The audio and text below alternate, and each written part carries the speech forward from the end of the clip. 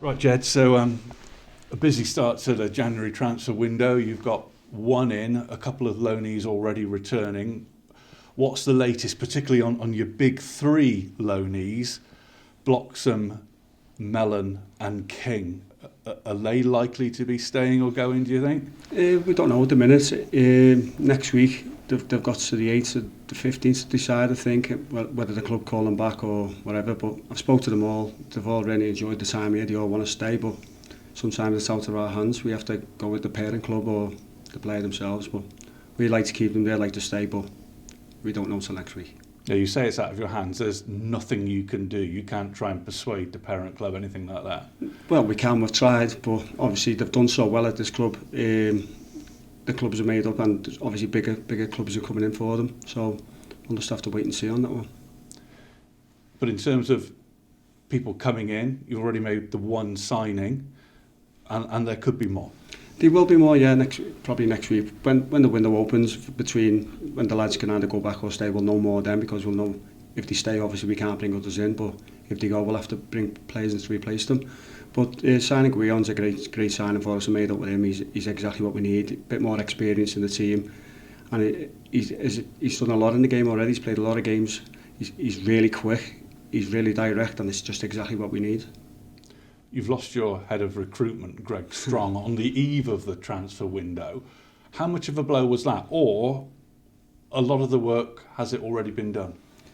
It has and it hasn't, to be honest. It's a massive blow. Greg's still helping us at the minute, even though he's moving on, but he's that type of lad. He's great. He's a good friend of mine, and he's a massive blow for the club. We all think he's wish him well, and we all think he's great at his job, and he's one of the best out there. But so it will be a blow, yeah. Is having a January window so soon after you started a massive learning curve? Yeah, it's tough, but as I said to you before, I really enjoy it. I love this time of the year when there's comings and goings, looking at players. For the last 2 days, I think I've looked at about 2,000 players, so I really enjoy it, so I'm looking forward to it. What about the off-field support situation for you in terms of John McMahon being absent through illness and recovery, and Greg Strong leaving, no one replacing you when you got the job you got? Any movement on that? Well, the board is trying their best to help me out. We're looking at certain coaches to come in to help, but at the minute it's stalemate at the minute, so we'll just have to see what happens next week. So what's it like having to do all this yourself? Just give us an idea of the variety of things you're having to take on there. Well, it is what it is. I can't do nothing about it. I've got to do it. Obviously, I'd like to have a go being a manager without all these other distractions, but at the minute it is what it is, and I've got to cope with them.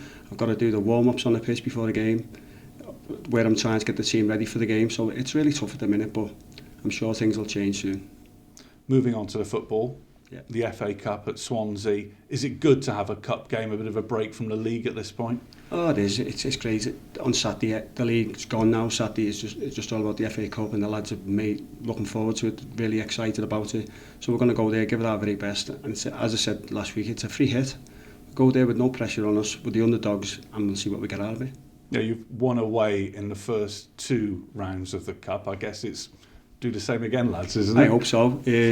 Obviously, as I said before, the lads will go there full of confidence. We've had 2 really hard games in the FA Cup already this year. Beat Lincoln and Wickham, so bring on Swansea and let's see what happens there.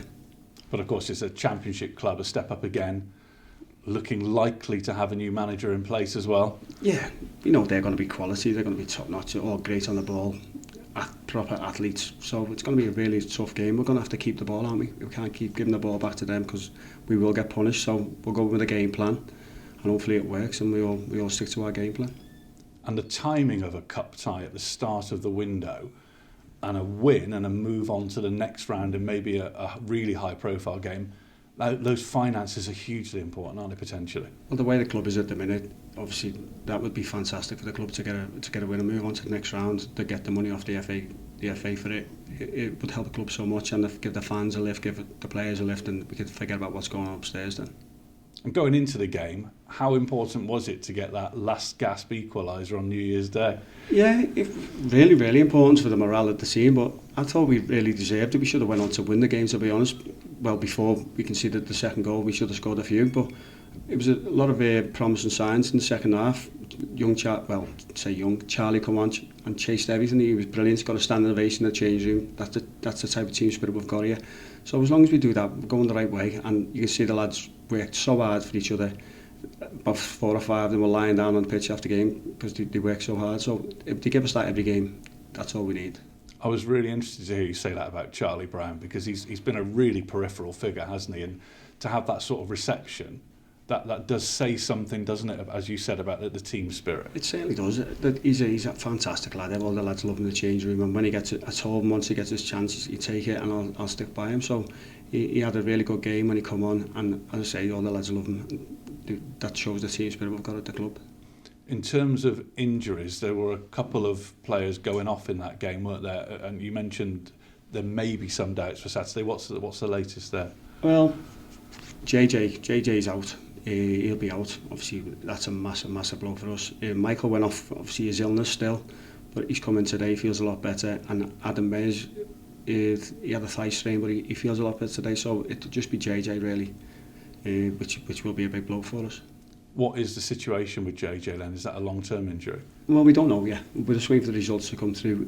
We know he'll be out the next couple of weeks, but then it gives an opportunity for the lads to come in and shine and take their place. Jay Taylor's come in. Let's see for him now to step up, take his place. And again, injuries like that change your thinking about the January window, don't they? That constantly changes with these sort of injuries cropping up at the last minute. Definitely, yeah. You've got players in your mind, what positions you want, and then something like that happens. So you've got to change your way of thinking. You've got to change who you've got to bring in. Obviously, we might have to bring a number 10 in now for JJ, but we'll see what the results come back first.